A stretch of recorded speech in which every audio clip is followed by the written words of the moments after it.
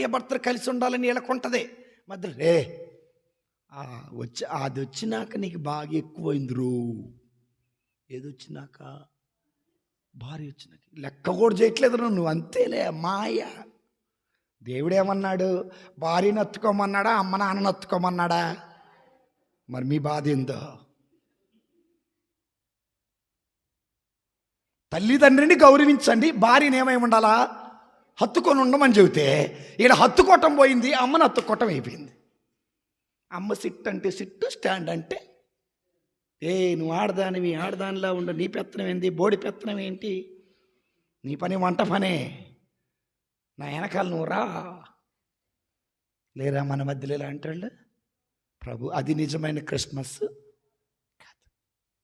యోసేపు చక్కగా దేవుడి మాటలు విన్నాడు, దేవుడి మాటలు మనసులో పదిలపరుచుకున్నాడు. యోసేపు మరియా